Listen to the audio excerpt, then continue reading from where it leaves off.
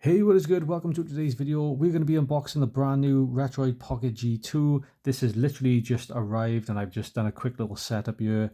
Yeah, I'm not going to bore you with an unboxing because it is the exact same as the Retroid Pocket 5.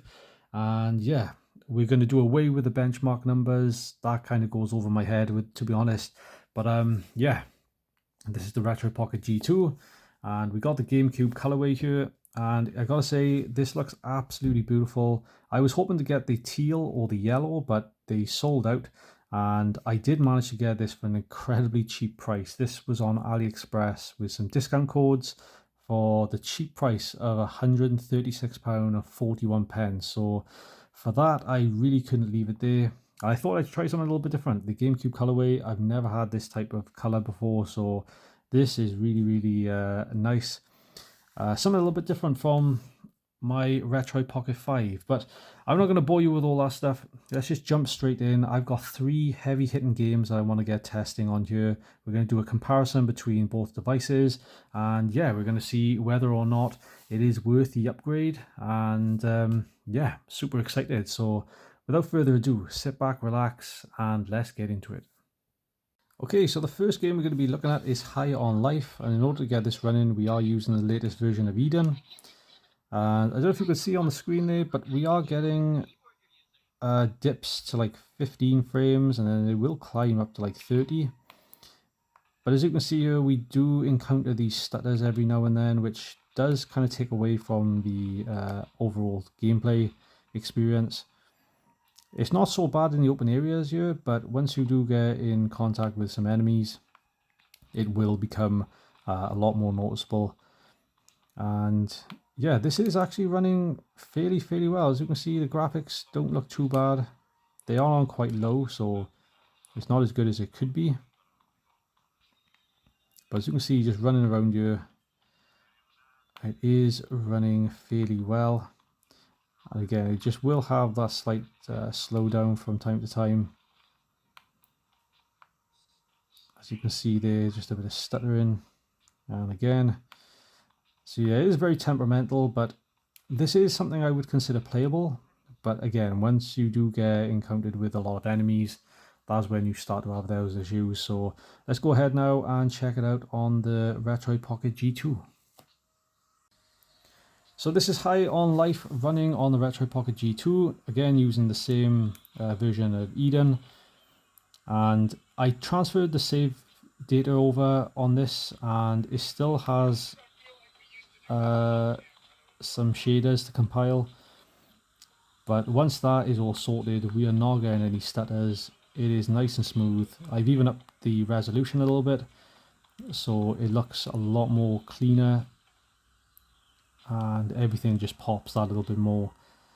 And yeah, this is definitely a major improvement.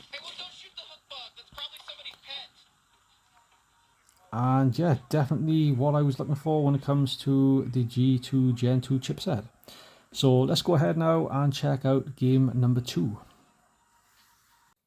So the second game we're going to be taking a look at is Kenna Bridge of Spirits. Now, I seen Retro Handhelds 24 play this on a G3 Gen 3 chipset, and just out of curiosity I thought, you know what, let's check it out on the Retroid Pocket 5.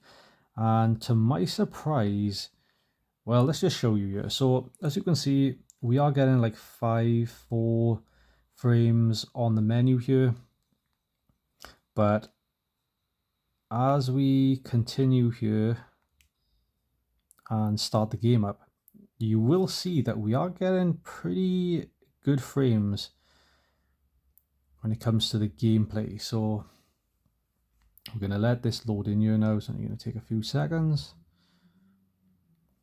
But this will crash at a certain point every single time. Now, I have gone in the engine.ini files and I've put the resolution down all the way, so it's just like a pixelated mess. But even then, we are getting those same issues. It will crash on the same area every single time. But let's just show you here, because this is really impressive. So as we're starting off here, it's around 15 frames, but it feels quite smooth.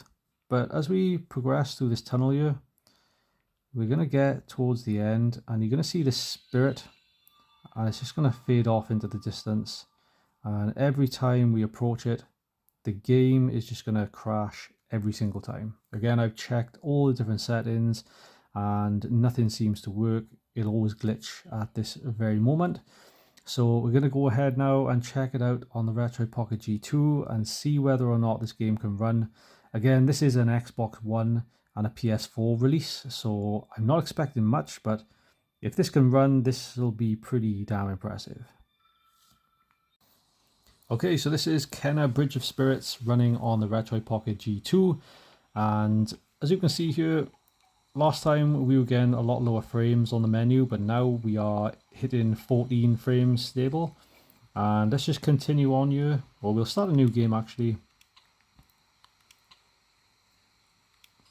and see whether or not it can in fact get past the initial first area where it'll always crash on the Retroid Pocket 5. And again, it is quite a demanding game, being that it was originally released on the PS4 and the Xbox One.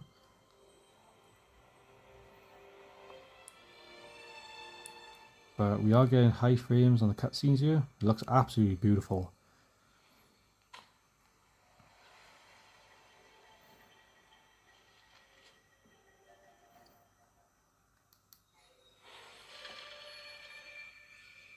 Okay, so it is hitting 30 frames. Pretty stable here. I have capped the frame rate here to 30. But the moment of truth here, let's go ahead and see whether or not we can get past this first section. Again, there's the spirit. It's going to fade off there. And we do get a slight slowdown, but okay, so we've managed to get past there. We are hitting 12 frames, so we're quite low here.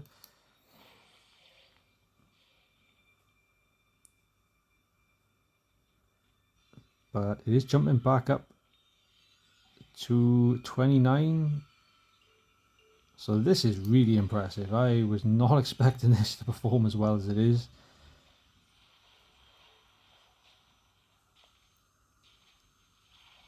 So yeah, this is pretty crazy. I'm not too sure how this is running so well.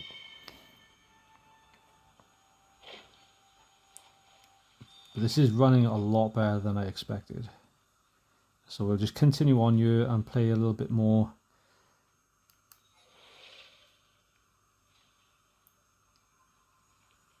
Okay, so it does dip down a little bit in some sections, but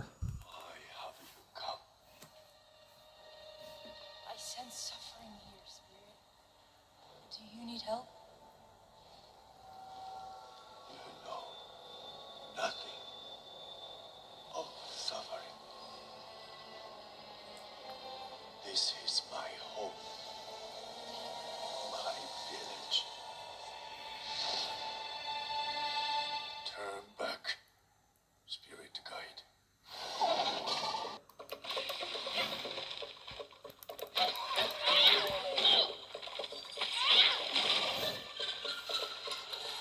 okay, so this is nuts. I was not expecting this to be able to run as well as it is.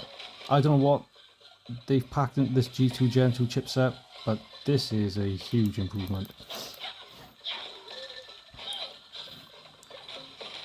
Obviously we will continue into the open area just to see how well the frames are, but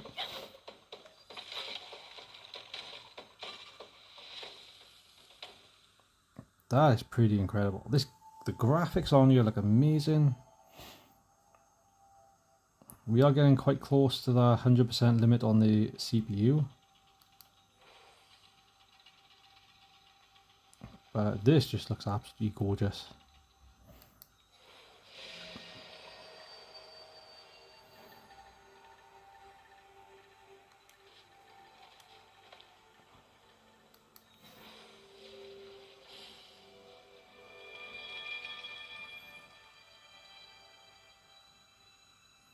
Okay, this is a game I've been wanting to run now for quite a while. And to see how close it was on the Retroid Pocket 5, did make me believe that this was almost possible, but I was not expecting anything close to this.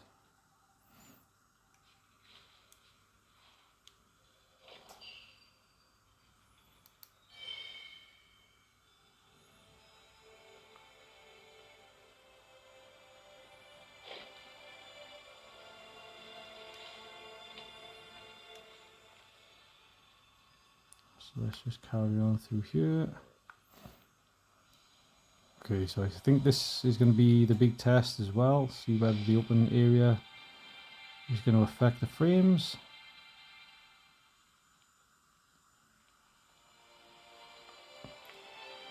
No, it's staying still consistent. It's like 27 frames, 28, 29. So this is absolutely nuts. Not expecting this to run as well as it is, but I am very, very happy. The G2 Gen 2 chipset is definitely very, very promising. And I can't wait to test this and put it to its limits there. I think we're going to see some very interesting stuff. So yeah, that's Kenner Bridge of Spirits. This is in fact working very, very well. Graphics look amazing. High frames in the top 20s. So let's go ahead here now and check out the third and final game. So the third and final game we're going to be checking out today is Sunset Overdrive, and again this is running on the Retroid Pocket 5. There is some issues though, but yeah, as you can see, as you go through this first little trailer here, it is going to kind of like freeze for a bit, but then it will continue on. But yeah, this is another Xbox One and a PS4 title, so for this to be running on here as it is just incredible. But it is not playable. It is kind of very kind of low frames. I'll show you what I mean, but let's just continue on here into the game.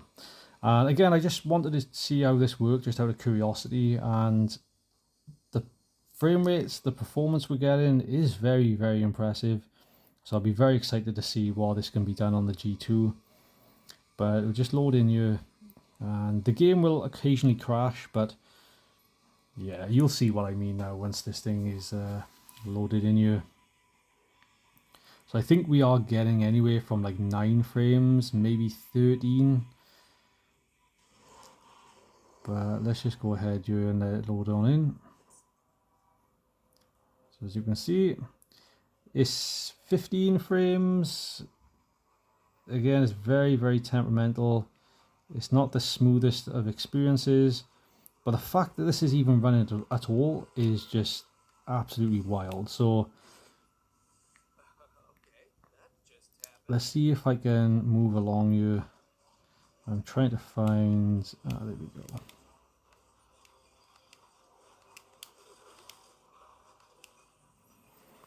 So yeah, it's not doing too bad. It's very much keeping up with the frames. Again, we're getting like 22 frames. Again, dropping back down.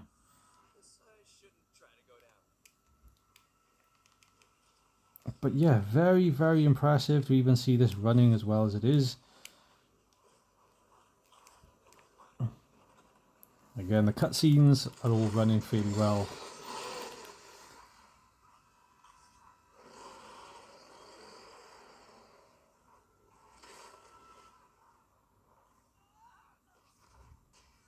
And again, the graphics are holding up as well.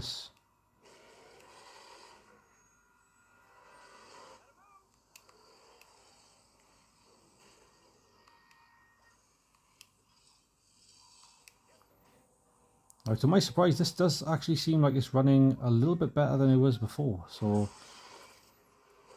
I have no idea what's going on here, but yeah, as you can see, we're going up to like 30 frames now in the cutscenes. I'll remember you, guy I didn't know. Now let's get busy. But again, once it gets quite demanding with a lot of enemies on screen, it's...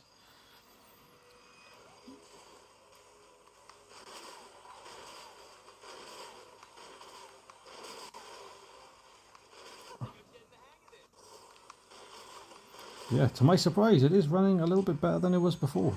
So that is the performance you're getting on the Retroid Pocket 5. Let's go ahead here now and check it out on the Retroid Pocket G2. So Sunset Overdrive running on the Retroid Pocket G2. Let's see the performance gains we see here.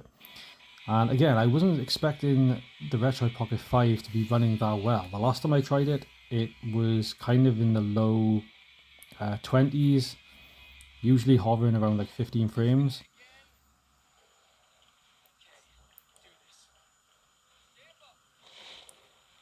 So let's go ahead here.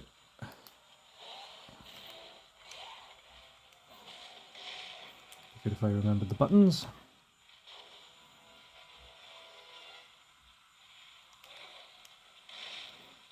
And we are getting around 20 frames.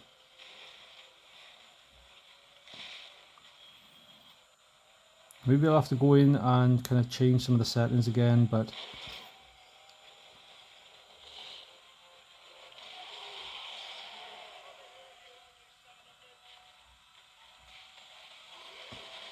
yeah, the graphics look a little bit better. But I'll have to do a bit more thorough testing on this specific game.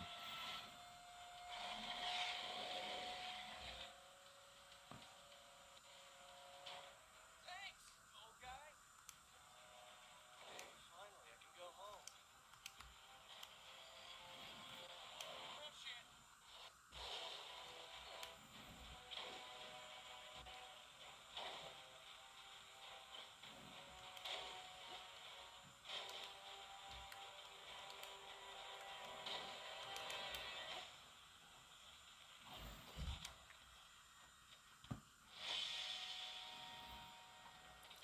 So yeah, this is a game I'm going to have to spend a little bit more time with, as it was running a little bit better on the Retroid Pocket 5. Maybe it was just by chance, or maybe I changed something within the settings. But we are still getting pretty damn good frames. I would say this is still playable. But yeah, that is going to be it from me. Thank you very much for watching. I hope you've enjoyed this video. And yeah, let's just go ahead now and sum up my experience with the G2 Gen 2. So yeah, what can I say? The Retroid Pocket G2 is definitely punching well above its weight, especially when it comes to the performance gains. And again, these were just 3 games that I've been wanting to get running fairly well now for quite a while, but they all have their kind of slight differences with performance. And I can definitely say this is just incredible. I've been looking for a slightly powerful Retroid Pocket 5, and when they released this and the 6, I was more gravitating towards this, but I thought because of the 8GB of RAM and again the low storage, I thought this was going to be something I'd pass up on. But again, I ordered it from Retroid. This was on AliExpress for an incredibly cheap price of £136 and 41 pence, so I couldn't pass up on it. And yeah, this could easily now be my one and done device. Now I do have the Conker Pocket Fit coming, but if this can do everything I need and more, then maybe the Conker Pocket Fit, I'll have to do some comparisons, because that's the G3 Gen 3 chipset. This has the G2 Gen 2, but this is definitely one not to sleep on.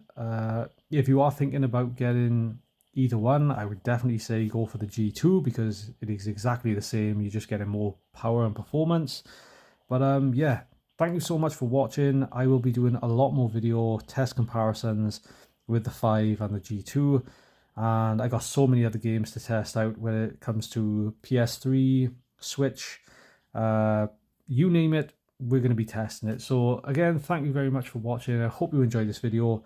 As always, subscribe and like if you still want to support the channel, and yeah, I'll catch you on the next one.